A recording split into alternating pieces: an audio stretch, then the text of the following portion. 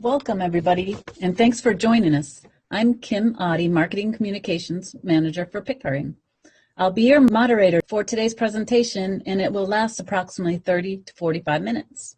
Directly following, we will have a question and answer period where you can submit a question at any time during the presentation in the Q&A section at the bottom of the Zoom screen. Our speakers will answer as many questions as possible following the presentation. Those not answered will be addressed after the webinar. Now, let's meet our speakers. Paul Bovingdon is a simulation product manager with Pickering. He has held design engineering and product management roles here since 2006.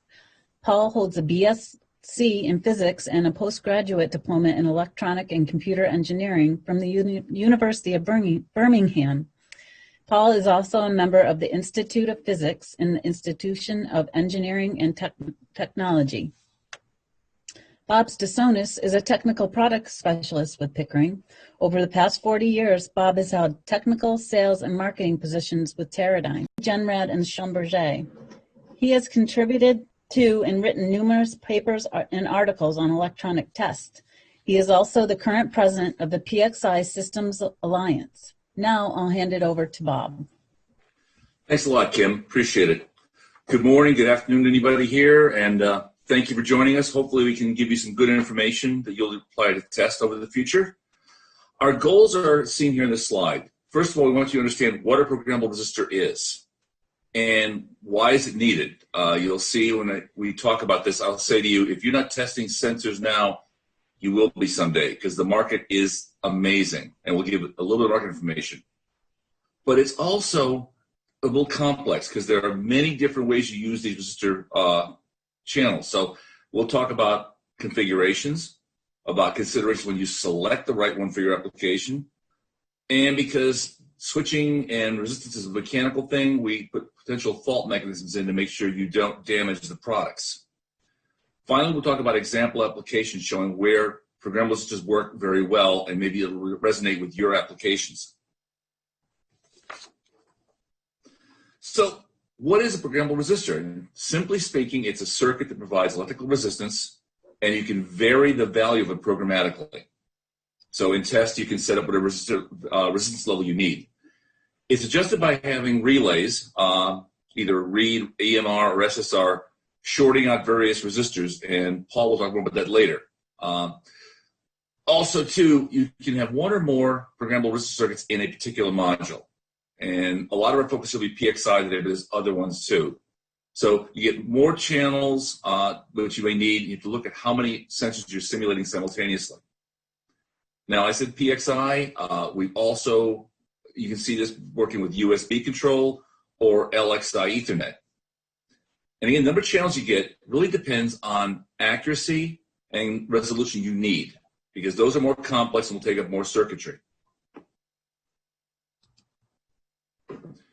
Now, for those who've been testing for a long time, you know that basically your whole idea of a test system is to simulate the environment that the unit under test is in. So we have to simulate everything, be it switches, be it a serial port, but most times now we're talking about sensors. Now, fortunately, the majority of sensors that are out there, like temperature, strain, light, or force, or even level, are resistive in nature. So basically, you can simulate them with a resistance module like we're talking about. Now, this reduces the cost of your tester and simplifies things. Because first of all, if you use real sensors, somehow you have to exercise them. So a heat sensor, you have to apply a heat source to it. Pressure, you got to apply pressure. You don't have to put that in your system. You basically simulate them using a module in your tester, and it does all the work for you there. Also, most resistor modules, when you pick them out, allow you to reuse between applications. So if there's a slightly different resistor range on a sensor, the card can adapt to it, so you don't have to be buying new hardware. And because it's programmatic, it's going to be repeatable, it's going to do it fast, and very accurately. Now, if you look at your tester, too, it does reduce the complexity, because you have fewer cables going to sensors. Everything is in the rack space. So it makes your job simpler, makes it smaller and lower cost.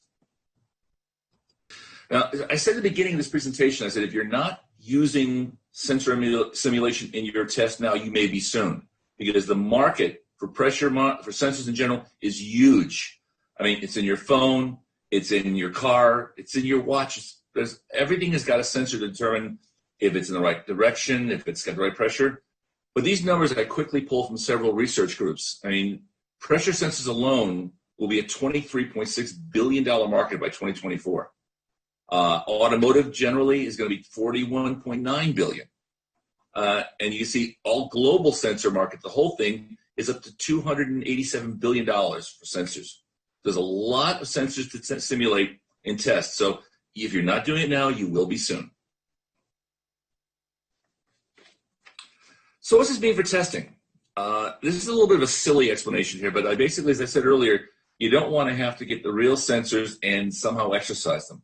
I'm showing here I want to test an engine management unit, which monitors temperature, altitude, RPM, and so on.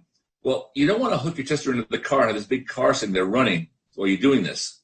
So basically, you're going to take the sensor inputs on your unit under test, and you're going to incorporate more and more simulation on it. So if you have the information on what that sensor how it reacts, you can simulate it very easily. So this makes your job simpler again, but you still need to understand exactly what resistor module, what accuracy, what resolution you need. And with that, I'll turn it over to Paul, who'll get down more of the technical information on this. Thanks, Bob. We're just going to play a quick video of one of our simple resistor modules. In this case, it's a really simple binary chain. In this, you'll see a graphic come up from the bottom, basically showing the general structure. You have a series of resistors with relays across them. How it works is you close the relay, that bypasses the resistor, and that gives you the desired resistance. In this case, it's a binary chain, so you can see that the values go 1, 2, 4, 8, etc.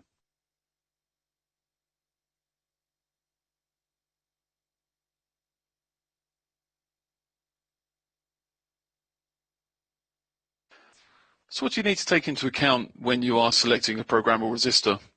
There's quite a few things. First of all, what kind of topology do you need?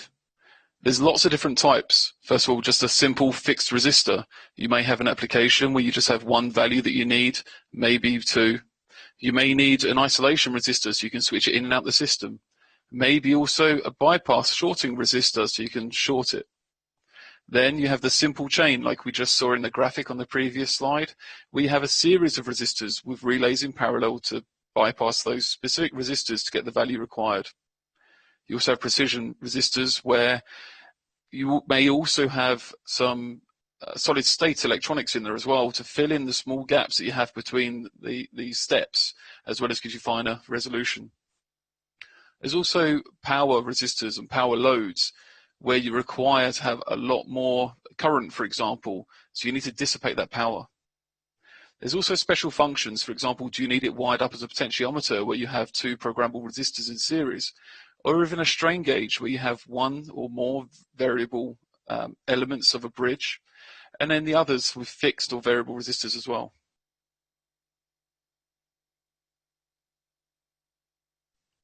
So once you know what type of resistor you need to know what you're looking for.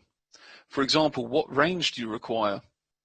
Do you need to go all the way down to 1 ohm and all the way up to 1.5 mega ohm? Or do you actually just need a small band in the middle, for example, 90 ohm to 250 ohms? That can make a big difference to the cost and the size of the system. Also, the resolution. The resolution will tell you how small the steps you can go from one value to the next, but also how close the resistor module is capable of actually setting to your required value. Voltage and power. Not all resistor modules are the same from that point of view. There are some that can only deal with 100 milliwatts, for example, and others that can handle up to 15 or even more.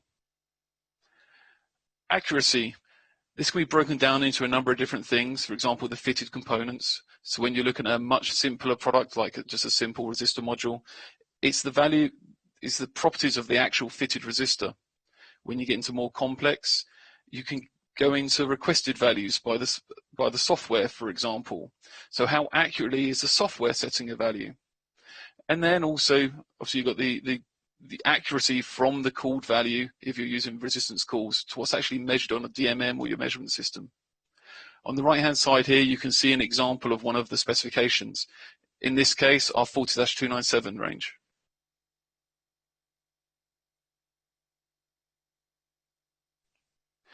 Furthermore, an important thing in a system, especially if you're looking for higher accuracy, is the stability of the module. How does the resistance of that module vary with temperature? Also, another big thing is thermal offset. I say it's a big thing. It really depends upon your signal levels.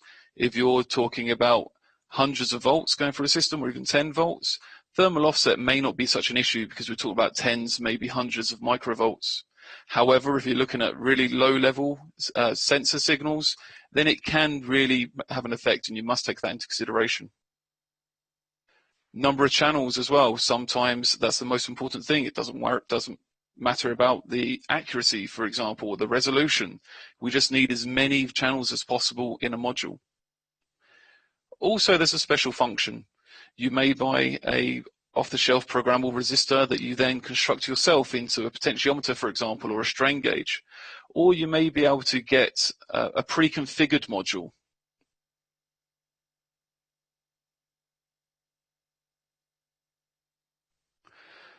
So once you get through those specific resistor parameters, there are other things to take into account.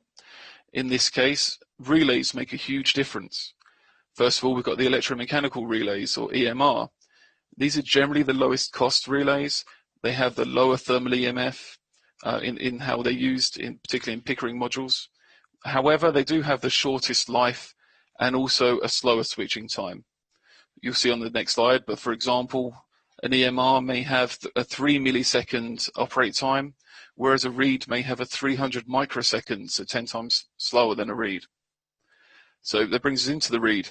They have a much faster switching time, as I just said, up to 10 times faster. However, generally they are higher cost. They have moderate thermal EMF, not as good as electromechanical, but they do have a longer mechanical life, generally about 10 times the life. Then you have the solid state. They do have the longest life when used within specification, and they also generally have the fastest switching time. However, they do suffer more from overvoltage events, and there are also leakage and isolation considerations. I say here is a quick overview of the difference between read and electromechanical.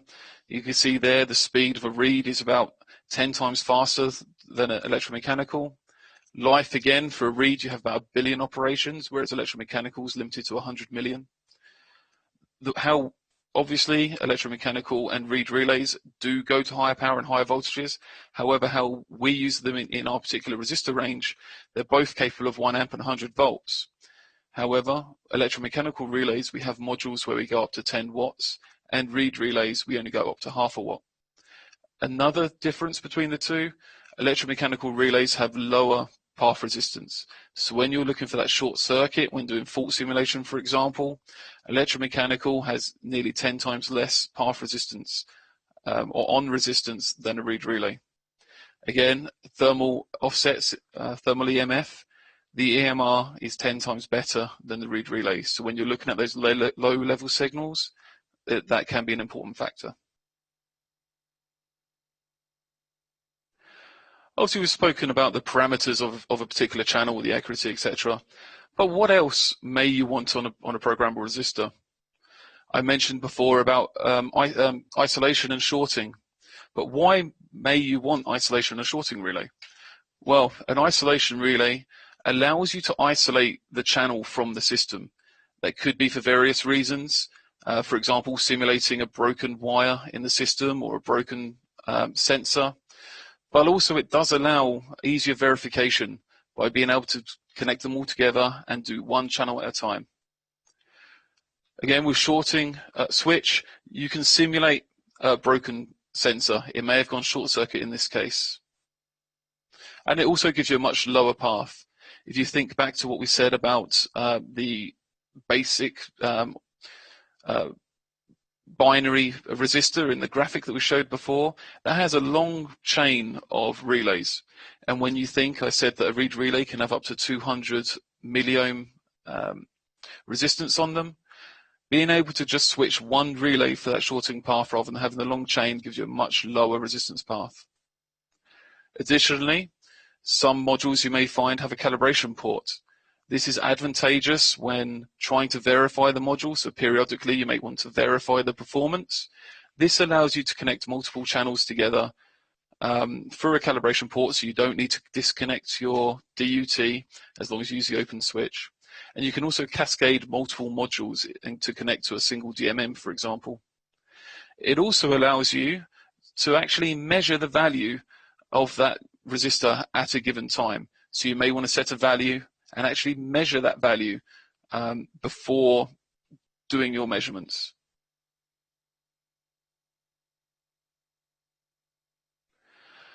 But what else? You can also get additional uncommitted relays on some programmable resistors. These have a number of benefits.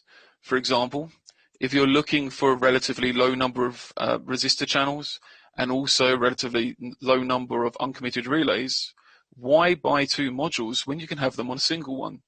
This can reduce rack space and also save costs. But what can they be used for? They can be used for a number of things. For example, linking two channels together. You may want to connect them in series to extend the resistance range, or even in parallel to increase the resolution or power handling. You can also add resistor offsets. So you may want to offset the entire, you may want a 1 ohm resolution, for example, but you may not want it to start until 5 ohms. So you can switch that extra resistor into the system and have that offset.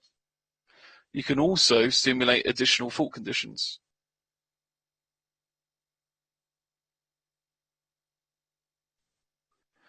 So now we've decided on the module, how are we going to control it? Well, there's a number of ways. First of all, again, most generally used for the simple resistor modules, is bit level control, where you have to switch each relay individually. So you calculate the value you require, look at each of the fitted resistors, and work out the relay pattern and set it that way.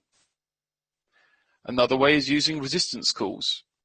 This is where you ask the software, the driver, to set a specific value. For example, 130K. The driver then goes away and actually calculates the relay pattern and maybe the solid state code in order to set as close to the value you require. This, in Pickering's case, when you set a resistance call, you can also interrogate the driver so it can tell you what value it's setting. So again, for example, if you ask for 250.15, the driver may actually be able to set 250.14, but it will tell you what that value is, and you can use that value in any calculations that you're running. You can also have a soft front panel. Soft front panel can work with either bit level control or with or with resistance calls. So in the case here, if you look on the graphic on the right-hand side, this is a typical Pickering panel. In there, you can see you can type in a value in where you can see the resistor value, or you can also use the radial dials to dial it in more like a decade resistance box. But what else? You may actually want to set temperature calls rather than working out what the resistance is relative to the temperature that you require. You may want strain calls or potentiometer calls, or even pressure calls. So you may want the functionality to give you that.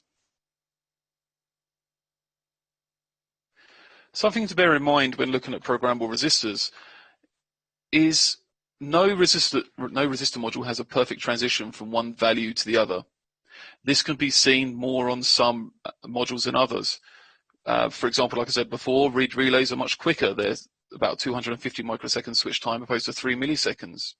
That can really affect what we're about to talk about here. So when setting relays, you need to think about the order those relays are set.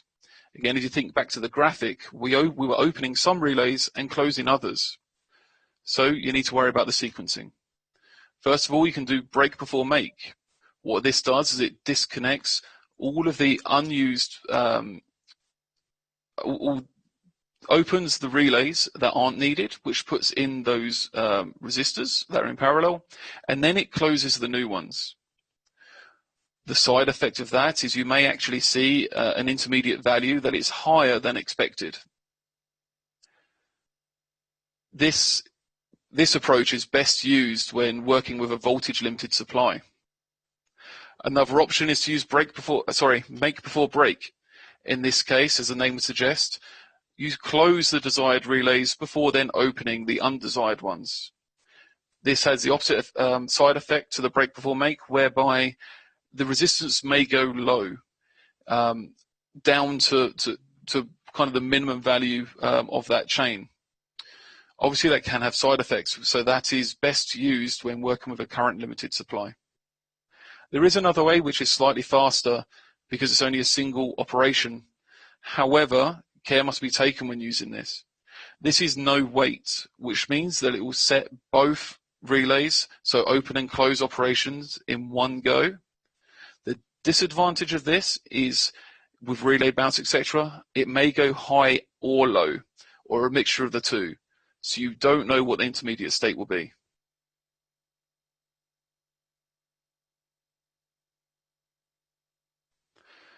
Something else to be aware of is caring for the module.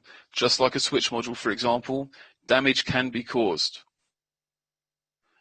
So resistor modules using relays, be that read, EMR, or solid state, but also integrated solid state devices, you need to take care as to the specification. Stay within the specification. So potential issues that could arise: you could get relay damage due to a high number of operations, or even misuse, again, by going beyond those specifications. You may get resistor damage, which will most likely be through putting too much power through the module, for example. And even hot switching. If you're hot switching something, that is switching the relay when the power is applied, that will cause an arcing effect, and that will help to reduce the life of the relay. So generally, to improve the life, you would cold switch, so you remove the load and then apply it. But both are possible on the module. But how do you know if you've got a symptoms of a faulty resistance? Well, there's many different failure mechanisms from that point of view. First of all, it could be low or high resistance. For example, if relays are stuck shut, the resistance may be lower. If the resistance is higher than expected, the relay might be stuck open, as an example. Unstable or unpredictable settings. This can happen when you have a relay that is nearing end of life. Each time it closes, it may give you a slightly different resistance. You can also, in some cases, get a static or offset voltage, where potentially it is where something catastrophic has happened inside the relay and it is now connected to the line. So how do we avoid these? Well, just like normal switching, you can limit the effects of hot switching, as I mentioned a minute ago. Be aware of programming errors. There are some programmable resistor modules have a very wide range of resistance. So if you're planning to set in the mega ohms and accidentally set low resistance, you may put extra power through the module that you didn't expect to, and that can cause premature aging or even failure. And again, make sure that you follow the specifications before doing it, and that is important when choosing the right resistor module.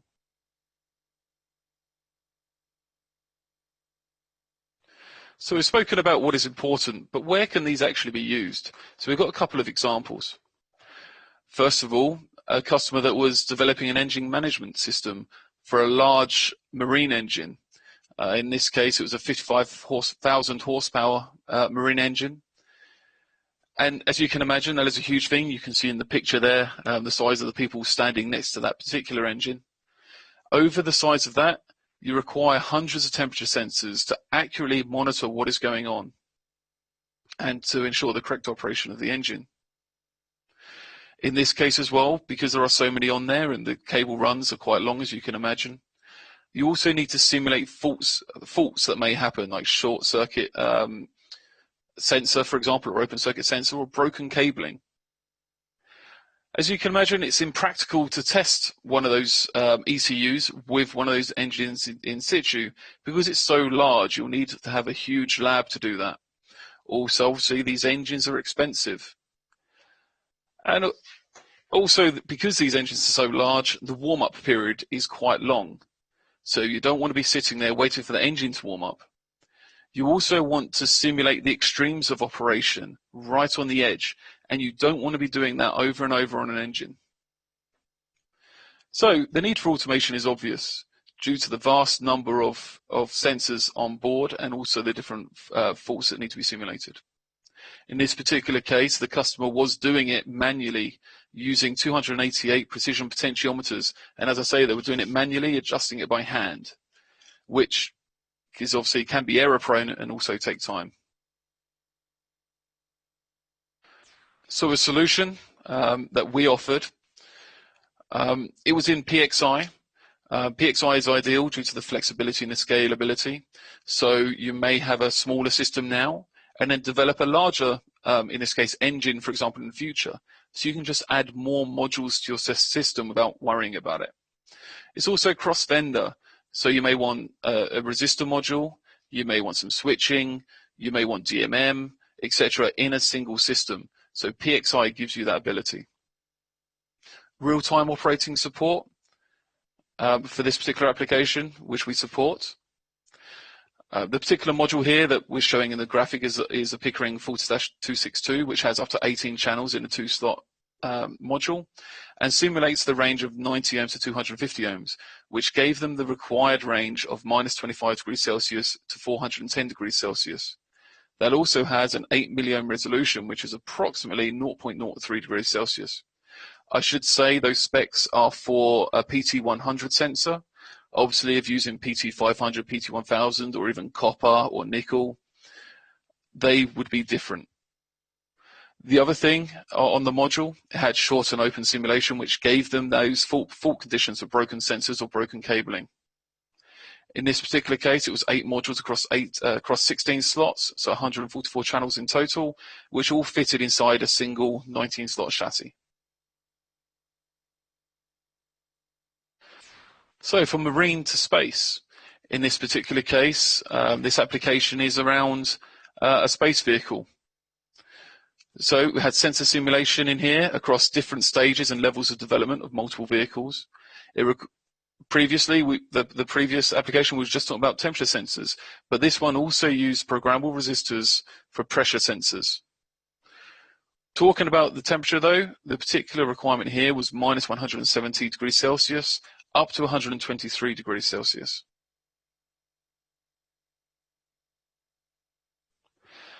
Again, a Pickering module that we proposed for this was our 40-297, which you can see on the right-hand side there. This system run using Linux Red Hawk. The reason for Linux is they wanted to avoid unwanted software update every time a new release came out. Also, it reduced overheads of the CPU, so it gives you much more determinism from that point of view.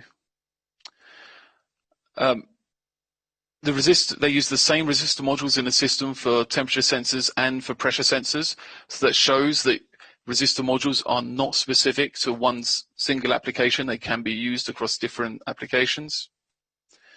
So we had a standard programmable resistor module for cards and box level. In this case, I say a precision programmable resistor module for the entire vehicle. So they use this 297 for every type of resistive sensor they were doing.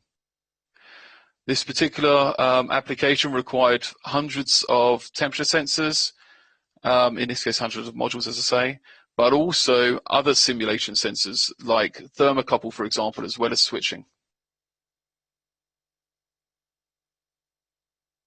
Thanks everyone for listening to me. Back to Bob. Thanks, Paul. I hope you've learned a lot from this presentation, because there's quite a lot to think about when you pick the right sensors. And that's one of the reasons we have such a broad range, because there's so many requirements. So our programmable resistor modules come with EMR relays, solid state, reads. We can do standard, the binary chain that Paul mentioned, with accuracies down to about 1/4 ohm and accuracies down to 0.3%. But then for precision requirements, including RTD and strain gauge, we have resolutions down to 2 milliohms and accuracy down to 0.03%. So very, very accurate for certain requirements. For simple, I think one of the first ones Paul mentioned was just selectable resistors, a few choices. We have a board you can populate with the values you need and just close relays to apply them to your unit under test. And finally, load resistors. So we can handle, in the PXI chassis, programmable loads up to 15 watts at this time. We also, too, at Pickering recognize that not everybody uses the same platform. The same form fit factor doesn't work for everybody for various reasons, just like Paul mentioned Linux as an operating system compared to Windows. So we support all the major platforms used for test and measurement, mainly PXI, which we have over 320 options and 14 different product families that plug into any PXI chassis out there. We've discovered that in low-cost applications, especially over in Asia, PCI is still very popular. So there's a lot of industrial computers with like 10 or 12 slots, and they're plugging PCI switch cards in there. For people doing PCI, we have over 180 options and 8 different product families. And finally, if you want to isolate your switching from the main instrument chassis, so to keep electrical noise away from the instruments, we provide a chassis that works with either an LXI, which is an Ethernet extension for instrumentation, or USB. And all of our Pickering PXI modules plug into these chassis. So you've got the same options in PXI, but now controlled via LAN or via USB port. So broad selection, basically fitting whatever you need, really. Finally, besides this webinar, which, as Kim will tell you, there'll be a recorded version sent to you later to review, our website has a lot of things to help you make the right choices. First of all, is a video on introduction to programmable resistors for sensor simulation. So it adds on to what we did today. There's an article on what a programmable resistor is. We have what we call our resource maps, reference maps, so that shows you can see the chart at the bottom of the screen here. There's a broad variety of models and ranges they support. So again, finding the right one, the best way to do is to go to pickeringtest.com/resources or to contact your local Pickering person. And with that, I'll give it back to Kim. Thanks, Bob. That's the end of the presentation. We do have some time for questions, so I want to go ahead and go through those. And here is the first one. Let's see. The first question is, do you require a specific model to simulate a given sensor?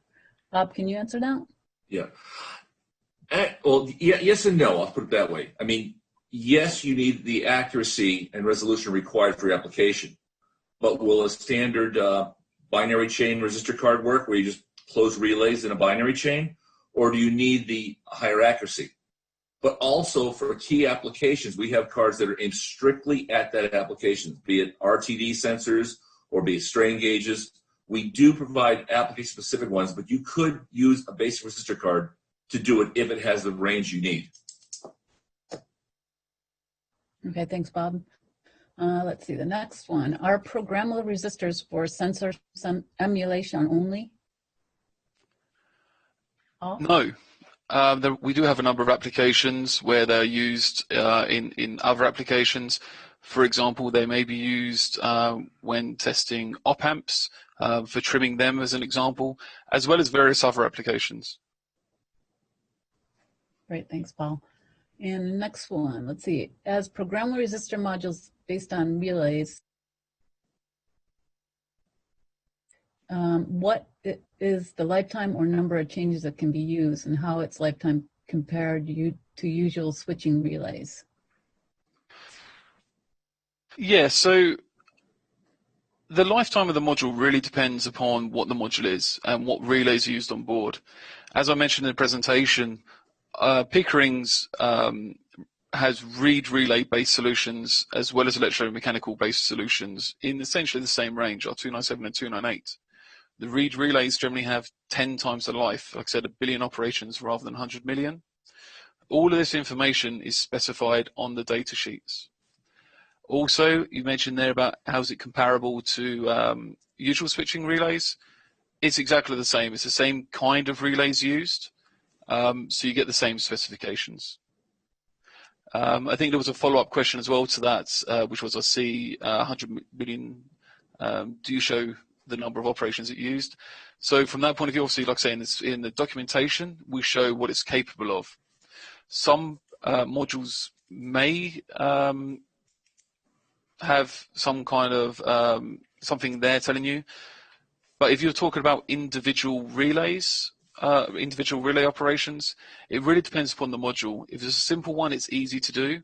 However, if you're looking at a precision one with resistance calls, you don't, as a user, you don't know which relays are being used at a time. Great, thanks, Paul. Let's see, next one. Break before make. Could it be a solution to add small capacity to trick measurement circuit during switching transition time? Paul, can you answer that one? That is something that can be done. It really depends upon the application and the signal going through it. If it's just a fixed signal, yes, it may smooth over those transition periods. However, if you're putting a particular signal for it, it would also affect that signal. So, as I say, it really depends upon the application. Thanks again, Paul. Next one. Let's see. Are any of your EMR cards using dry contacts? Is there any option for non-dry for longer life? Paul, you want to take that one again? Yeah, so all of our EMR solutions are dry contacts from the point of view of, they're not mercury wetted or anything like that. They are plated for good contact resistance, but like I say, they are dry contacts. We don't use wetted contacts because generally, all of our products are off-the-shelf products, commercial off-the-shelf products. So we don't use those because often it is mercury, as I say, and that is a controlled substance over the ROS directive. Thank you. Next one. Let's see. Can you parallel multiple channels to increase the resolution and power handling? Bob, you want to go ahead and take that? Yeah, absolutely. I mean, resistor channels act like a resistor, and in circuit design you can parallel them to increase the accuracy or lower the resistance. You can series them if you need to. So you have any possibility you need. I mean, even potentiometers. I mean, you could take two channels, wire them together to make a potentiometer and control each channel so it acts like a real pot. So any of this you do with a resistor, you could do with the resistor module. Okay. This one I think will be for Paul. Can you improve the temperature range? It really depends what is meant by that. If you mean the operating range of the module, for example, like say the ambient the module's actually functioning at, like any electronics, that's fairly fixed. If you mean from the point of view of the simulated temperature range, it really depends upon the module. We've got modules that go down as low as 1 ohm. We don't claim below 1 ohm because obviously there is some resistance. Often customers ask for 0, but you can't actually get 0 ohms. And they go up to tens of mega ohms. So it really depends what you're looking for. In the presentation I gave, obviously we mentioned about specific applications and their temperature ranges. That was just because that's what they required. If we talk about PT100, we have our 263 as an example, which covers most of the range of a PT100 sensor, along with PT1000s, etc. So as I say, it really depends upon the sensor you're using and the module you select. Thanks, Paul. Let's see. Do you require a specific model to simulate a given sensor? Bob, do you want to answer that one? Many times, yes. Again, we pointed out a lot of different requirements for testing for picking a resistor module: accuracy, resolution, power handling, number of channels. So basically, you should either use our product selector online or contact us, and we can say, based on your specs, this is the proper model. But I mean, I've seen people try to use less accurate ones, saying it should be good enough, and it not always is true. So you just basically have to say, can I work with this, and pick the right model then. Thank you, Bob. Just see this one. Let's see. I have seen customers using ice bath units at ATE systems. Just curious if we could simulate accuracy or why they would use this. Paul, you want to take that? Yeah, so generally when talk about ice baths, that's more to do with thermocouple applications because you need a reference point when you're doing it. With resistance, because it's all like I say, it's resistance. You need to take into account the cable runs from the point of view of resistance in those, which is why they're often 4-wire. But generally for programmable resistance, I haven't really seen ice baths involved because, like I say, that's more towards thermocouples. What programmable resistors could be used for is if you're using a cold junction compensation, for example, they can be used to simulate the temperature sensor on those that can then be used in a simulation system. Thanks, Paul. Let's see. I require different types of potentiometers. Sorry. How would I go about this? Paul, you want to answer that? Yeah, so at Pickering we do have a range of potentiometers, but they're fairly limited at the moment.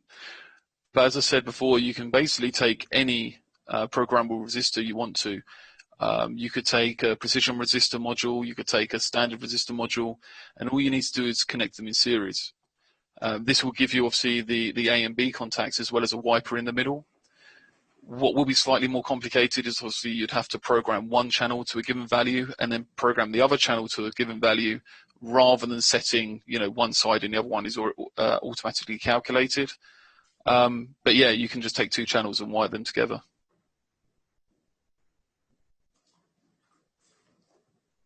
Great, thanks. Let's see, so somebody would like to know why we have such a large range of products. Bob, you want to take that? Okay. It's very simple. It's interesting. We've been involved in programmable resistors for about 20 years in PXI. And it seems like every year we get someone saying that's not good enough. I need this. And then we're driven to do ones like for specific applications to make their job easier. I mean, you could simulate an RTD with a standard resistor card, but you've got to sit and calculate. If I want 123 degrees C, what resistance is that? In the case of our RTD simulators, you say, I want that temperature, and it does it. So it's really based on using the direct application, what hardware works, but also how we write code to it. So we're driven by the market to have a great variety.